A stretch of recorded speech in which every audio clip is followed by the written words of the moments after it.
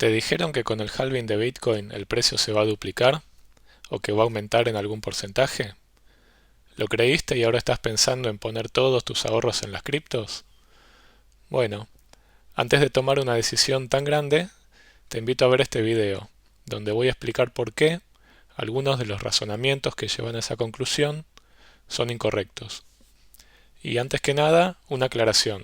Este video no es un consejo financiero, este video es sobre filosofía. Voy a analizar determinadas formas de razonar que para mí son incorrectas.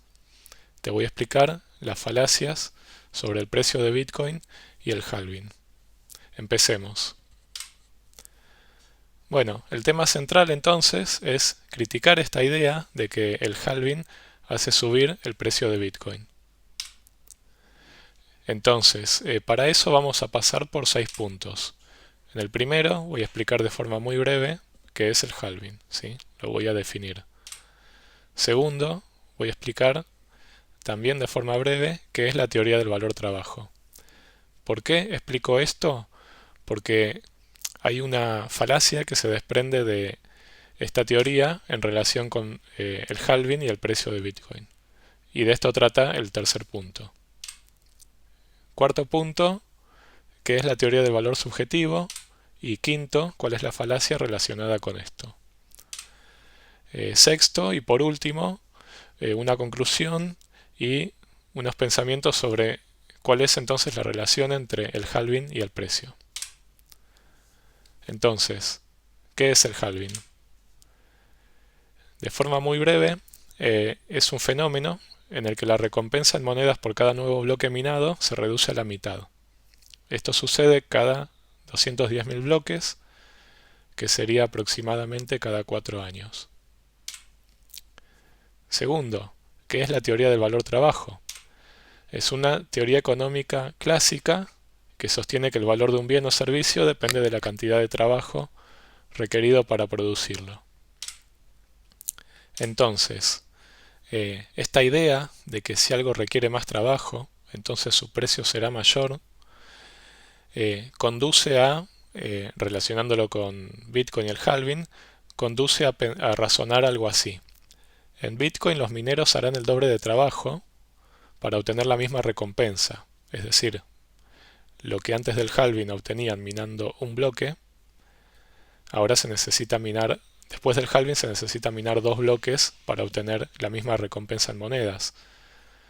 Por lo tanto, el precio se duplicará. ¿Sí? Este es el razonamiento incorrecto que subyace. ¿Y cuál es la respuesta para mostrar que es un razonamiento incorrecto?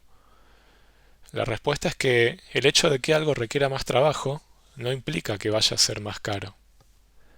Esta teoría solo tiene en cuenta la oferta, pero no considera la demanda en la determinación de los precios. Y ejemplos de esto tenemos, por ejemplo, la ropa, donde la ropa de moda puede valer más que otras ropas que han requerido el mismo trabajo para ser producidas. Y otro ejemplo puede ser algunas obras de arte o el autógrafo de una persona famosa que requiere poco trabajo, por ejemplo, hacer una firma en una hoja de papel, y sin embargo puede valer una fortuna. Y puede valer mucho más que otros productos que requieren mucho más trabajo. Entonces, eso refuta la primera falacia. Pasemos a la segunda. Está relacionada con esto. ¿Qué es la teoría del valor subjetivo? También es una teoría económica. La diferencia es que ésta sostiene que el valor de los bienes es subjetivo, porque depende de la utilidad o la satisfacción que los consumidores le asignan. Y está relacionada con el concepto de escasez y señala que cuanto más escaso es un bien en relación a una demanda existente, mayor será su utilidad para los consumidores. Bien, de esta falacia, de esta teoría se desprende una falacia que tiene que ver con una mala interpretación del concepto de escasez. Es decir, hay una mala interpretación de esta teoría que lleva a pensar cosas como que después del halving Bitcoin va a ser más escaso, entonces aumentará su valor, porque piensan que el hecho de que algo sea escaso hace que valga más. Y este es el razonamiento incorrecto. ¿Cuál es la respuesta frente a esta falacia? Bueno, primero, que Bitcoin no va a ser más escaso. Después del siguiente halving se van a seguir emitiendo monedas. Lo que pasa es que se van a emitir a un ritmo menor que antes del halving. Pero la oferta va a aumentar. Y segundo, el hecho de que algo sea escaso no significa que sea caro. La teoría del valor subjetivo no dice esto. La teoría del valor subjetivo lo que hace es relacionar la escasez con la demanda. Dice algo así que como que frente a una determinada demanda, si ese bien que ya tenía demanda comienza a escasear, va a aumentar su utilidad marginal. Es decir, es algo más complejo. Y ejemplos de esto podemos ver en cualquier tecnología vieja, como los VHS, los DVD, los disquetes, algunas cámaras de fotos, algunos celulares viejos, que aumentaron su escasez porque ya no se producen nuevos y los que existen se pierden o se rompen. Eh, y sin embargo el precio no aumenta, incluso el precio baja porque pierden su utilidad. A ver, ¿vos comprarías un celular o una cámara que ya no te sirve? La respuesta es no, y si muchas personas piensan lo mismo y no compran, el precio baja. Bien, esas fueron las dos falacias relacionadas con cómo se comportará el precio de Bitcoin en relación con el halving. Y ahora que las vimos, entonces podemos plantearnos esta pregunta, ¿no? Entonces, ¿qué va a pasar con el precio en los próximos 4 años? Y la respuesta es que no se sabe, porque depende de lo que suceda con la demanda. ¿Esperabas otra cosa? Pero sí podemos saber qué va a pasar con la oferta. Y esa es la información valiosa que nos aporta el halving.